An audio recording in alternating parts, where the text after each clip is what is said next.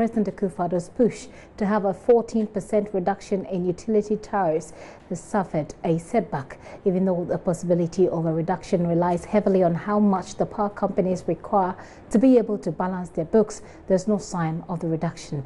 ECG, GRIDCo and the Enclave Power are all making demands for increases in their tariffs. And the various utility companies have been presenting their proposals at a consultative forum organized by the PURC. Ahead of that, Adam Mutawakilo is the ranking member of the Mines and Energy Committee of Parliament. He joins me now in the studio for more. Sir, thank you very much for your time this afternoon. Thank you very much. Let me find out from you, before you start the conversation, what your impressions are so far about this exercise being conducted by the PURC. Yeah, so far, quite okay. Quite okay? Yeah, they've taken the input. We are now perusing them. Okay. But today's meeting, I thought the value chain of the power industry will be there. And that means generation authorities, transmission, and then distribution. But when I got there, I saw that only the transmission and distribution companies were there. And that is what you just mentioned: GRIDCo, ECG, GRIDCo, Enclave Power, in terms of the power, and the Ghana Water Company for the water. And state-owned enterprises like VRA, which is a major stakeholder in the generation, was missing. Bui Power Authority, which is also another major stakeholder in the generation aspect, was also missing. So for the generation, we couldn't consider any of them. What did you find out the reason for their absence of these major stakeholders? I did very well. I asked the chairman of the technical committee and then the executive director, and they told me that they had met them, and I asked, but we didn't have it here. So what's the reason that they gave you then? They just said they had met them indoors. That means that one wasn't made public. So I've asked them that on Wednesday, I will be there for their presentation so that I'll be able to peruse it. But as you indicated, Electricity Company of Ghana is demanding a 64% increase. GRIDCo is demanding 31% increase. NEDCO is demanding 7% increase. Enclave Power is demanding 6% increase. So in terms of those involved, or the stakeholders in the transmission. So what did you say Enclave is demanding again? 6%. 6%, increase, right. Yeah. So in terms of those agencies or companies within the transmission and distribution, they are all pointing figure upwards. Right. But they form a small fraction of the tariff in terms of determining the end user tariff. The major players are the generation aspect. That is VRA and Bui Power Authority. You know, VRA, we have the Akosobo Dam. VRA has its own thermal plants and also signed agreements with the IPPs. Yeah. That's the independent power producer for the supply of fuel. Okay. So it has a lot of stake. And that would have provided us with the information that we need to at least predict whether it will be an increase or a reduction. Because if VRA had appeared, we would have known the energy mix. That is hydro vis-a-vis thermal. Right. Then we would have also asked them for the fuel mix.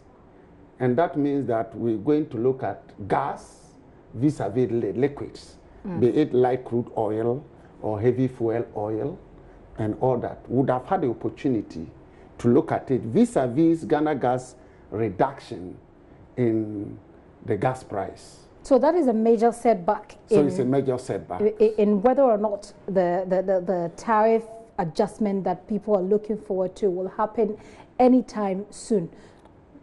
But yeah, it is something, we are not yet clear, the methodology that is being adopted by PURC now. As far as I'm aware, for the past 5 years, any time there is any major stakeholder, I've always been part. And in that stakeholder consultation at the national level, VRA is always part. Bui Power Authority is always part. So I don't know why today they are not part. You're looking forward to the next meeting where you're expecting that the VRA and BUI, etc., will also show up? From what PRC is saying, I'm not sure whether they will show up and at all. Power Authority will be. And if they don't, how is that going to affect the outcome going forward? It's not that it will not. They had met them already. So they will be taking their input into determining. But it hasn't been made public. Like we now know that ECG is demanding 64% increase. Okay. At so the demands Ghanaians of VRA and BUI, etc., those who didn't show up have not been incorporated or have not been. It wasn't part. It wasn't part of this program. What do you envisage is going to happen? I mean, what do you think is happening? Yeah. Seeing that you have been on the committee, the openness, the openness is not open. I thought that it would have been transparent and open enough for all Ghanaians to listen. VRA present, BUI Power Authority present their case, GRIDCo present their case, Electricity Company of Ghana present their case, NEDGO present their case, and Enclave Power Company present their case. So that just like we watch ECG and all those companies, we watch VRA and BUI Power Authority. But from indications, I'm not sure whether we'll have a public hearing in respect to these state-owned enterprises, who are major players in the generation part of this power. Let's look a bit at what each of the players are asking. NEDCO 7%, GRIDCo 31%, ECG 64%. How, over the years that you've been a part of these negotiations or these consultations, how are these going to be incorporated so that it doesn't unnecessarily burden, for example, the consumer? Yeah, as far as I know, these are their own figures. At the end of the day, PURC with the technical knowledge and being the economic regulator will decide which ones are relevant to be taken on board and which ones are not relevant to be considered. As a ranking member on energy, what will your own inputs be? Looking at the figures and the expectations of these entities, what would you advise? For example, if you take ECG, ECG last year recorded a debt of 600 million Ghana cedis. 600 million Ghana cedis. Right. They have indicated the reducing technical and commercial losses and recorded a loss this year, 2017, a huge loss, even though they gave half year, but from there it was about 191 million Ghana cedis debt. That is the loss there. And the presenter indicated translate. They had also indicated how to upgrade their equipment. So you realize that they are justifying why the 64% that increment. That they expect. But the determinant per section 3B is purely left with PURC, where it indicates clearly they have to examine and approve. Okay. So I believe that PURC at the end of the day will come out with their assessment of all that they have presented. So I don't want to jump the gun. I would have been well informed if VRA had presented, then BUI Power Authority had presented. At least we could have an average, and the average could determine either an adjustment upward or a reduction. But currently, you can't deal with the individual figures because determining the end user tariff involves a lot of Then it's still a bit difficult for us to even look at what the expectations of these stakeholders are, given that VRA and BUI, for example, you say have already done their presentations, but the public is not aware. So the transparency. So it means I will have to go back to the PURC for them to explain. Usually, is this unusual, by the way? That is unusual. It's unusual. It's unusual. The absence of VRA and BUI authority. Yeah, always they are part of it. Two, the other unusual thing is that I think this time it's limited to only Accra because they brought most of the stakeholders from all the regions. I expected, as it used to happen, you move to the regions and have interaction with the ordinary consumer. The public forum is open for many people to participate. At the end of the day, you are able to take the views of all the stakeholders. But this year seems to be limited that they are bringing most of the stakeholders from the regions to Accra. And the indications are that this is the last one. We might need a bit more clarification from the PRC, and maybe along the line we'll be able to raise PRC and get their version of the absence of VRA and we. But what happened to the automatic tariff adjustment formula? Automatic tariff adjustment formula comes in every year, periodically, sometimes quarterly, just because of the variations in prices. Like fuel today can be $46 per barrel, the next day is 50. So it must adjust in respect to the cost. So that is where the automatic adjustment formula kicks in. But certain factors are fixed. Okay. If the major tariff is done and the exchange rate, the last time that the major tariff review was done, the exchange rate was 3 cedis, 36 Ghana cedis to $1. Okay. And that was what was pegged at. So if they are converting to pay, that is it. But this time around, the CD is now 4 cedis, 50 pesos to the dollar. So in this major tariff review, all those things will be factored in. So these are the reasons why major tariff reviews need to be done, as stipulated in the PURC Act. But irrespective of that, there's periodic tariff adjustment because of the varying inputs. In the last State of the Nation address, the last but one State of the Nation address, when the President indicated, was it a State of the Nation? When the President indicated the 14% reduction in tariffs, I think that some of the skeptical persons have been those of you in the opposition. Does it feel to you, look to you like you're getting some sort of vindication here? Yes, to a greater extent. Because when the government decides to determine tariffs, it's breaching Section 4 of the PURC Act, which makes it independent. That is number one. So that means that the Minister of Energy is now treating PURC as a department or as an agency under it, which the section stated clearly that is independent of any authority or control.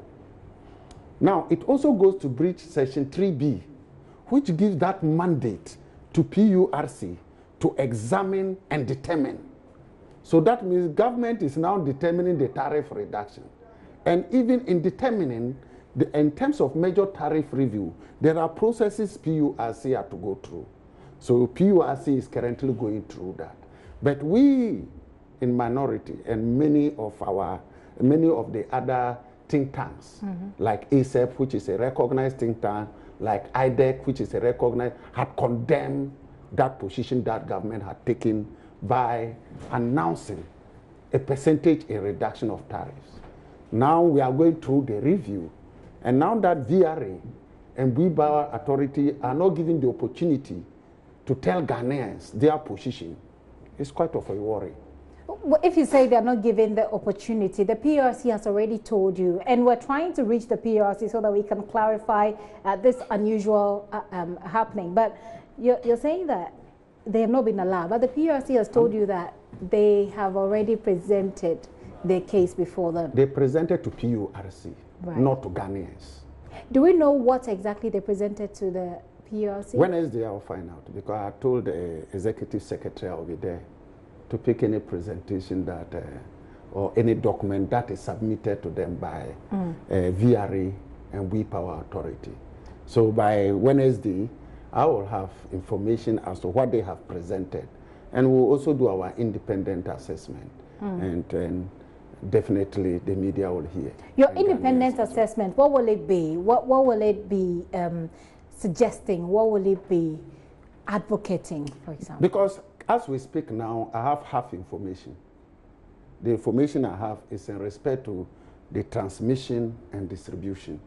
Now, if I have information in respect to generation, then I have complete information.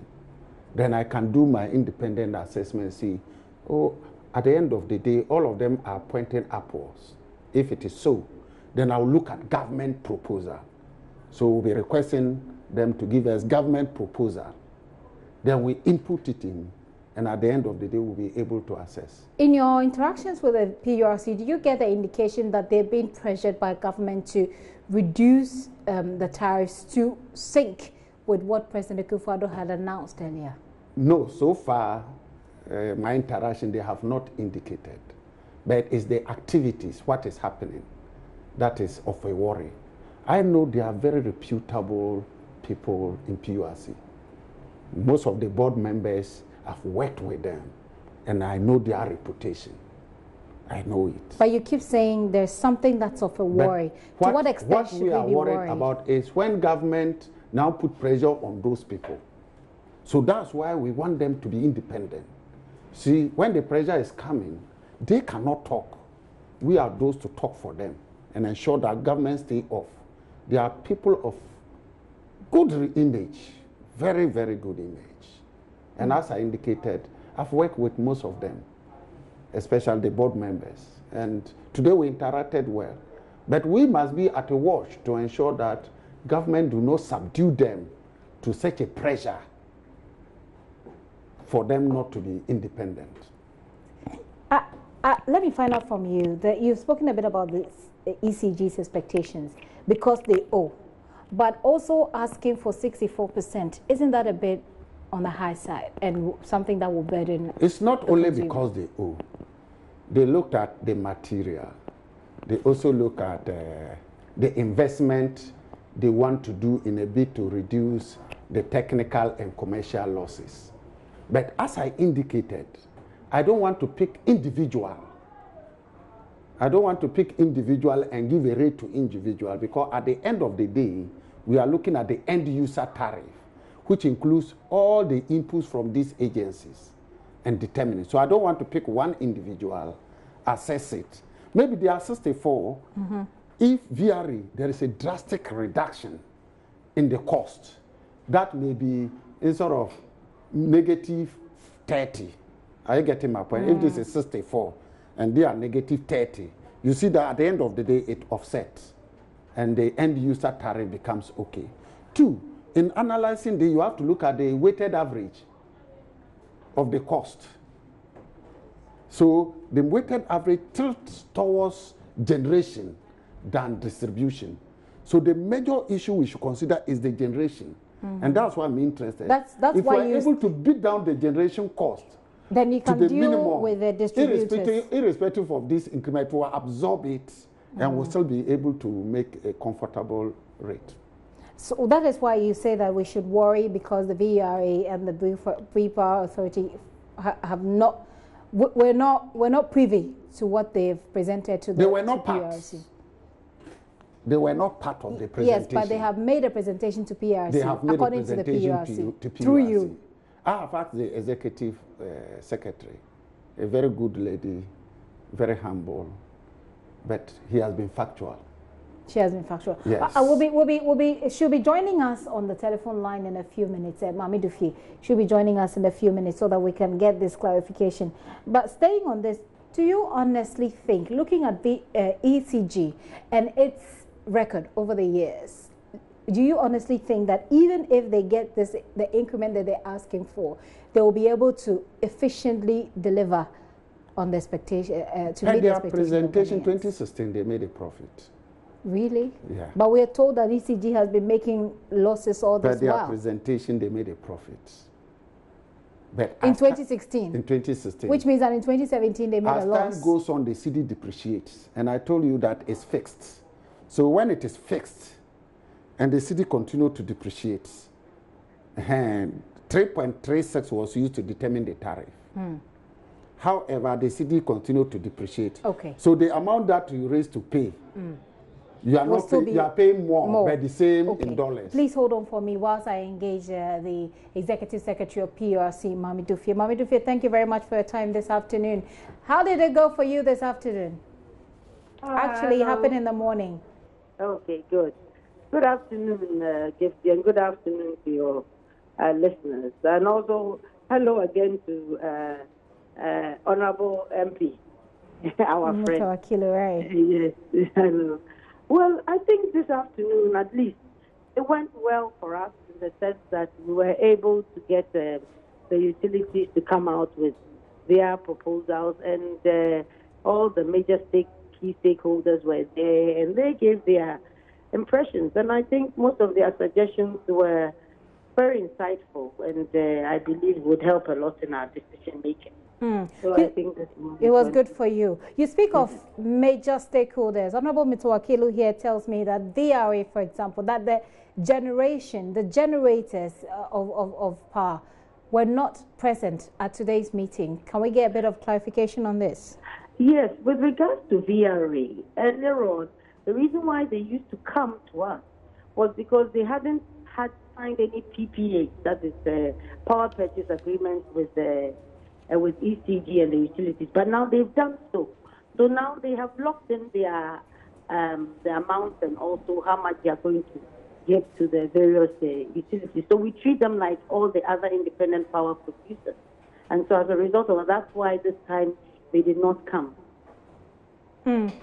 I'm wondering if that makes sense to you. That doesn't deny them from coming to tell us. These are what we have locked in. Okay. To give the public the opportunity to ask questions. Okay. Do you get my point? Well, we are not, I must say that, true, they are not hiding anything. I think this information is available and should be made available. So, I mean, but then in view of the fact that just like how right now they become like all the other IPPs who have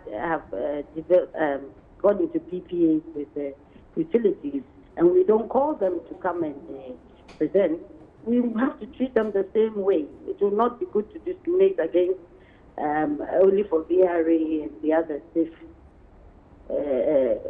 we don't call the IPPs as well.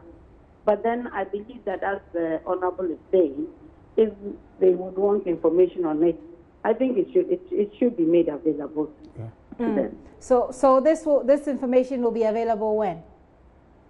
Sorry? This information will be made available when? Oh, they could ask. ECG has the PPA, the power purchase agreement, and in fact, Parliament could even, he himself could even go ask for it, request for it. We don't have a problem there.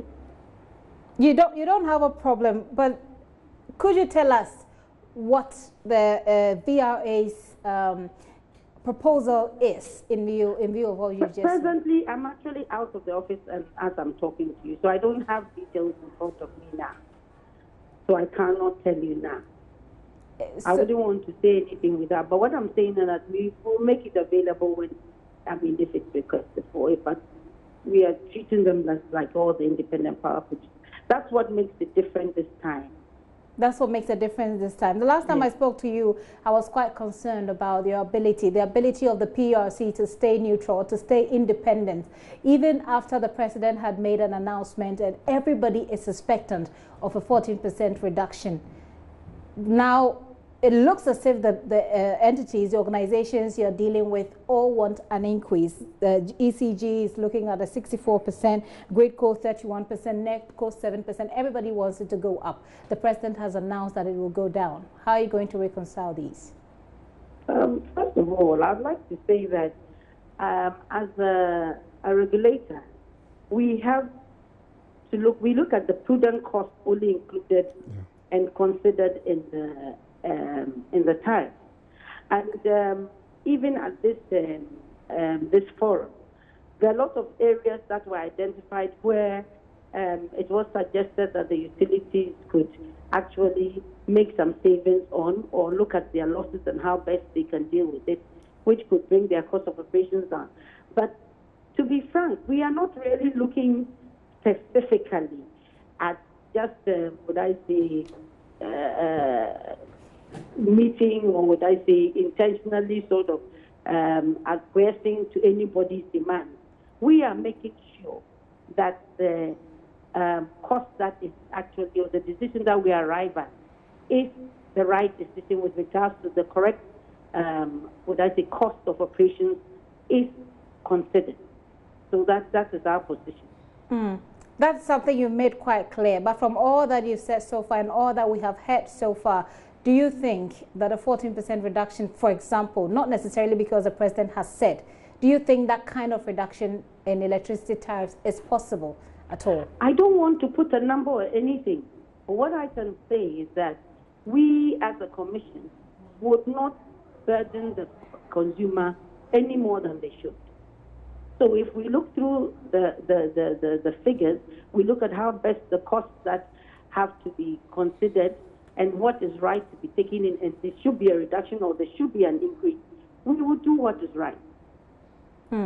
Come Wednesday, Honorable Mutawakilo here wants to be able to see what I've already discussed. You've already discussed this with her. So we are not privy to what you discussed. So let's just put it out there. So he's looking forward to the details of VRA's proposal, perhaps WIP's proposal as well. Honorable is welcome. Honorable is welcome, and I think even he has. I'm aware he has so many friends amongst the energy fraternity that this information. He can easily have access to it. So he's welcome. And when do we, those of us who are paying you, when do we get to have that information as well? That's why I'm saying that this information, just like DRA is not, because it has a power purchase agreement now, it's not required to come to make the presentation. That is understood. Hearing. That is understood perfectly. But they still have a component in there. All the IPPs, more or less, through the PPAs have a component. So, I mean, it's not as if VRA is the only one. All the IPPs through there. So that information, those bits and pieces of information is what we're seeking to know. Yes, that's what I'm saying. These agreements are available. So if you want the information, you can get it. You can even go to ECT for it. You can come to us. Okay. I think Honorable Mutawakilo has a very quick intervention. As we know, it is not new that VRA had thermal plants and they sell to ECG. That is no, and that is what the government, even in the budget and in the State of the Nation's address, and last year's State of the Nation's address, they said they would dispose part of it. Irrespective of that, that is a Ghanaian-owned company, 100%. We should be interested in whatever goes on there. Very critical.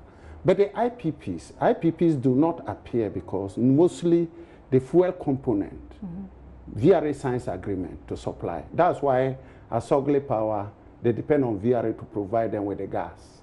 Okay. Do you get my point? Right. So there's that agreement between VRA and most of these IPPs.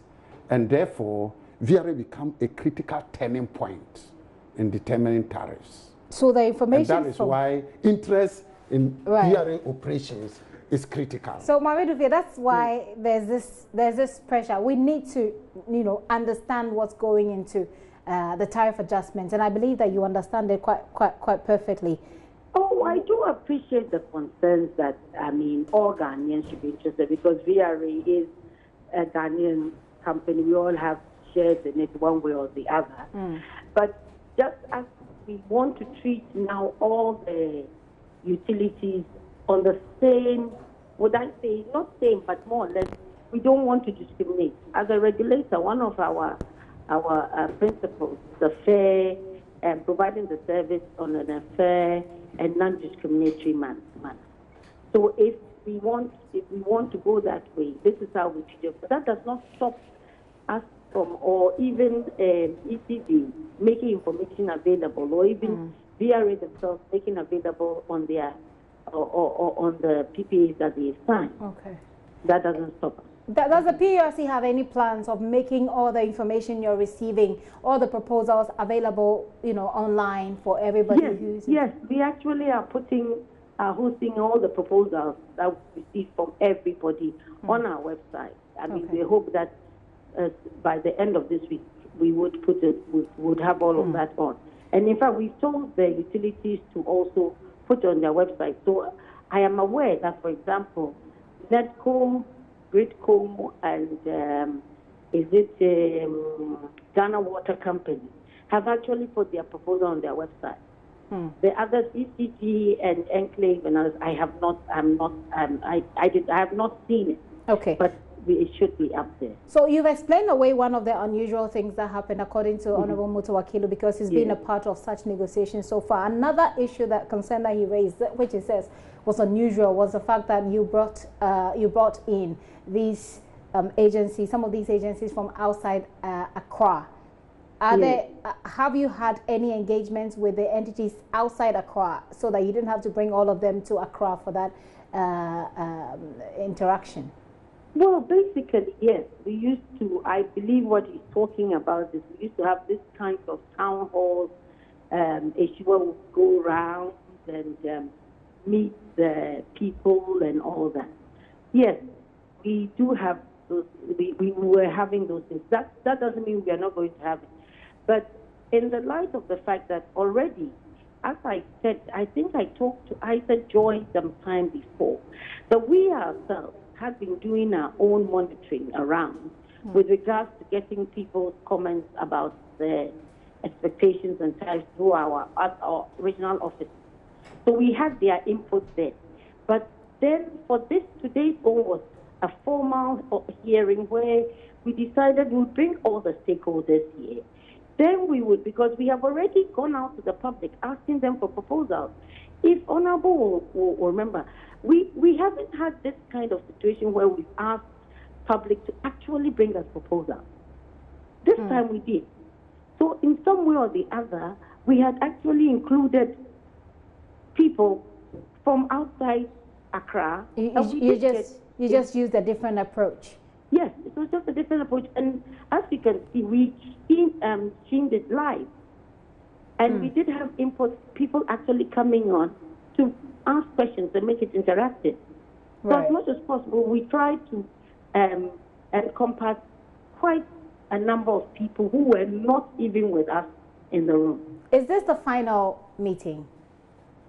When you say a final meeting, what do you mean by a final meeting? So one of the concerns again that Honorable Mutawakilu raised was that at first he was talking about the VRA and the BUI's absence, and then he says that it looked as if this is going to be the final public forum, he says.